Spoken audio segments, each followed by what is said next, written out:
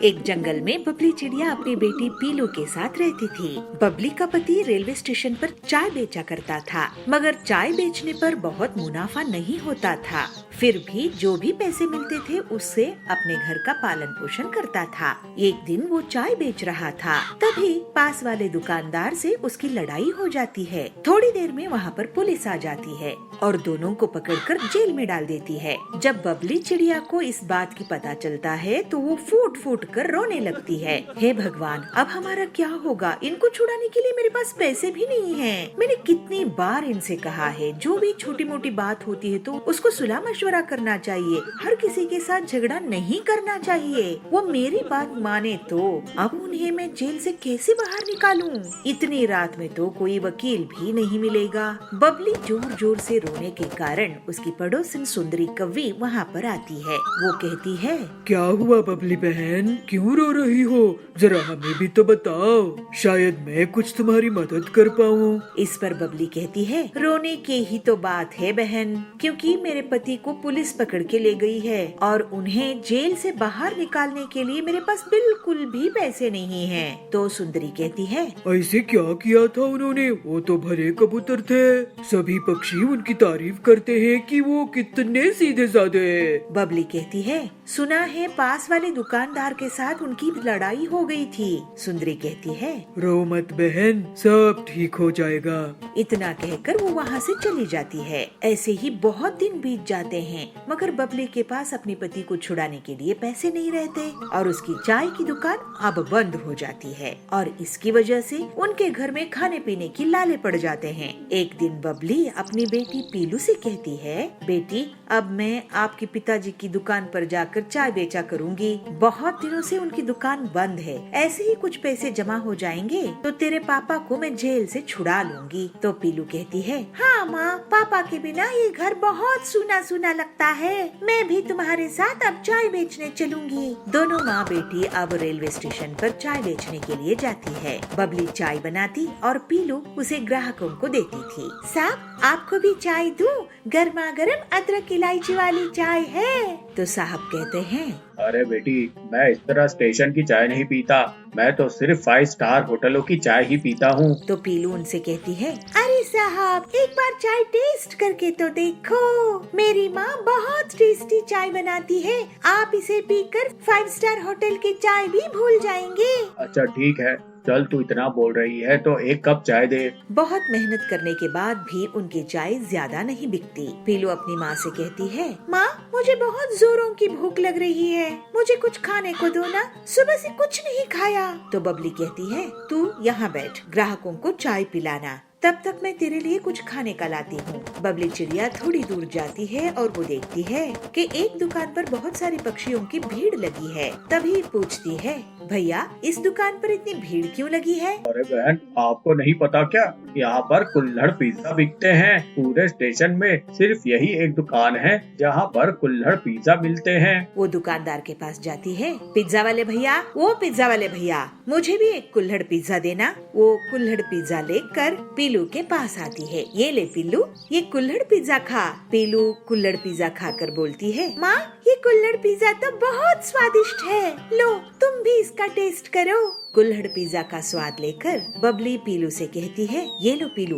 ये थोड़े पैसे ले और मेरे लिए पिज्जा का सामान लेकर आओ। अगले ही दिन से बबली अपनी दुकान में चाय के साथ साथ कुल्हड़ पिज्जा भी बेचने लगती है, जिसकी वजह से उसकी दुकान में अब भीड़ लगने लगती है। अब उसके पास पैसों की कमी नहीं होती है। फिर वो अपने पति को जेल से छुड़ा के लेके आती है। अब पूरा परिवार मेहनत से चाय और कुल्हड़ पिज्जा बेचा करता था और हंसी खुशी रहने लगी। टूनी सुंदरवन नाम के गांव में अपने सास ससुर और पति के साथ रहती थी। एक दिन वो अपने पति के साथ दिल्ली जा रही थी, वो भी बस में। लेकिन तभी उसका मन अजीब सा हो जाता है और वो अपने पति खालू से कहती है, सुनिए जी, मेरा मन अजीब सा हो रहा है, मुझे लगता है मुझे उल्टी हो सकती है। अरे नहीं टूनी, तुम हरगिज़ भी उल्टी मत करना, रुको मैं अभी कुछ देखता हूँ। थोड़ी आगे जाकर एक ढाबे पर उनकी बस रुकती है और कालू बस से उतरकर नीचे एक दुकान पर जाता है और कहता है, आंटी जी, हाजमोला या हींग गोली होगी क्या आपके पास? हाँ हाँ बेटा, हाजमोला है, रुको मैं अभी तुम्हें देती हूँ। वो औरत उसे कुछ पैकेट हाजमोला के दे देती है और कालू वो पैकेट ले जाकर टूनी को दे देता है और टूनी जैसे ही हाजमोला खाती है उसका मन ठीक हो जाता है और वो कालू से कहती है, अरे ये गोली तो बहुत अच्छी है, इसको खाते ही मेरा जी मिचलाना भी कम हो गया। क्या है जी ये हाजमोला है टूनी। उल्टी, पेट खराब, गैस, दर्द, पेट दर्द, इसमें सबको जो हाजमोला थी इसलिए वो हाजमोला खा लेती है और उसे बहुत आराम मिलता है। कुछ देर बाद वो घर पहुंच जाते हैं और तभी उसकी सास उसके पास आती है पेट पर हाथ रखे हुए। अरे माँ जी आपको क्या हुआ? क्या बताऊं बहू, कल मैंने दबा के छोले भटूरे खा लिए थे, अब बस वही दर्द कर रहे हैं। अच्छा ये बात है, इसका तो इलाज है मेरे पास, ये लो माँ जी। टूनी चुनमुन को एक पैकेट हाजमोला देती है और उसकी सास वो हाजमोला खा लेती है और उसके पेट दर्द को आराम होता है और अपनी सास को हाजमोला खाते देख एक पैकेट टूनी भी खा लेती है। ऐसे ही अब टूनी हर दिन हाजमोला खाने की आदत हो जाती है। वो जो कुछ भी खाती उसके बाद हाजमोला जरूर खाती। उसके कमरे में कम से कम 50 पैकेट तो हाजमोला के मिल ही जाते। वो अपनी जुबान पर हाजमोला रखकर उसके चटकारे ले लेकर खाती। अब वो घर का जो भी काम करती वो उसी समय हाजमोला खाती रहती और चटकारा ले लेकर। ऐसे ही एक दिन जब वो अपने पति के साथ बैठकर टीवी देख रही थी तभी वो एक जोरदार पाद मारती है। पहले तो कालू कुछ नहीं कहता लेकिन फिर एक के बाद टूनी पाद मारती ही जाती है और फिर कालू गुस्से से कहता है, टूनी हाथ है, तुमने मुझे शौचालय समझ रखा है क्या? और ये क्या है, पूरे दिन तुम हाजमोला ही खाती रहती हो? अरे इतना भी हाजमा खराब नहीं है तुम्हारा। देखो मैं तुम्हें बता देता हूँ कि आगे से अगर तुमने फिर कभी ये हाजमोला खाया तो मुझसे बुरा कोई नहीं होगा। ठीक है जी, मैं आपसे वादा करती हूँ आज के बाद कभी भी हाजमोला नहीं खाऊंगी, प्लीज मुझे माफ कर दो। ठीक है, इस बार माफ कर देता हूँ लेकिन आगे से नहीं करूँगा। टूनी अपनी बूढ़ी माँ लूसी के साथ रहती थी। टूनी जब 15 साल की ही थी तभी उसके पिता की मौत हो गई थी और माँ की तबीयत भी बहुत खराब रहती थी। इसलिए टूनी के कंधों पर घर की जिम्मेदारी आ जाती है और उसको ही घर चलाने के लिए काम करना पड़ता है। उसको बिरयानी खाने और बनाने का बहुत शौक था और वो बिरयानी बनानी भी बहुत अच्छी थी, इसलिए उसने बिरयानी बेचने का काम ही शुरू कर दिया। ऐसे ही उसे काम करते हुए आज 10 साल बीत गए और बिरयानी बेच कर ही उसने अपना घर और सारी चीजों की व्यवस्था कर ली। एक दिन उसकी माँ लूसी उससे कहती है, बेटी टूनी आज तो बिरयानी बेचने मत जाना। लेकिन क्यों माँ, कोई परेशानी है क्या?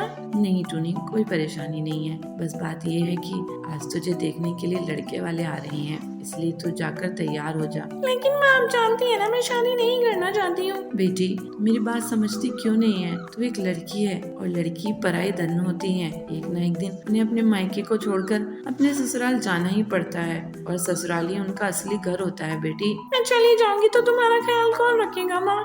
मैं अब ठीक हूँ, मैं अपना ख्याल खुद रख सकती हूँ, ठीक है? नहीं माँ, मैं शादी करूंगी तो सिर्फ एक ही शर्त पर, अगर लड़का मेरे साथ यहाँ रहने के लिए राजी होगा, मतलब घर जमाई बनकर। मैं आपके साथ रहना चाहती हूँ, आपको छोड़कर नहीं जाना चाहती। अगर कोई लड़का राजी होता है तो ही मैं शादी करूंगी। ऐसा कहकर टूनी वहाँ से चली जाती है। ऐसे ही कुछ दिन बीत जाते हैं। एक दिन टूनी के ठेले पर एक लड़का आता है जिसका नाम सोनू था। वो टूनी से कहता है, मुझे एक प्लेट बिरयानी मिलेगी क्या? हाँ हाँ क्यों नहीं मिलेगी, आप बैठिए, मैं अभी आपको बिरयानी बना कर देती हूँ। वो जैसे ही बिरयानी की प्लेट उसके हाथ में रखती है वैसे ही वो लड़का लड़खड़ाकर जमीन पर गिर जाता है। बिरयानी की प्लेट उसके हाथ में रखती है वैसे ही वो लड़का लड़खड़ाकर जमीन पर गिर जाता है और टूनी उसको अपने घर ले आती है और डॉक्टर को भी बुलाती है। डॉक्टर उसकी जांच करता है तो कहता है, इन्हें कई दिनों से कुछ खाया नहीं था इसलिए इन्हें चक्कर आ गए, लेकिन आप चिंता मत कीजिए, मैंने इन्हें इंजेक्शन लगा दिया है, इन्हें कुछ देर में होश आ जाएगा।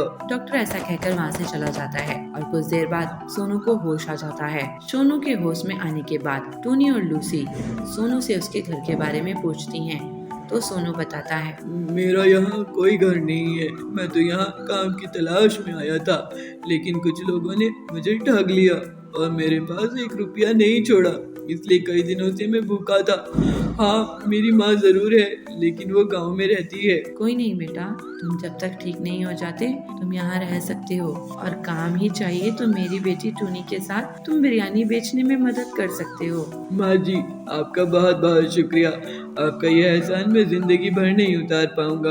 आपने मुझे एक नई जिंदगी दी है। सोनू अब टोनी के साथ मिलकर उसकी मदद करता था और बिरयानी बेचने में उसकी भी मदद करता था। और कुछ समय बाद दोनों को ऐसे ही आपस में प्यार हो जाता है और टोनी और सोनू एक दूसरे से शादी कर लेते हैं। और सोनू अपनी माँ को भी यहीं ले आता है और फिर सभी साथ मिलकर खुशी खुशी वहीं रहते हैं। और टोनी अभी भी अपने बिरयानी बेचने का काम शुरू रखती है और सभी अब उसे बिरयानी बेचने वाली बहू के नाम से पुकारने लगते हैं।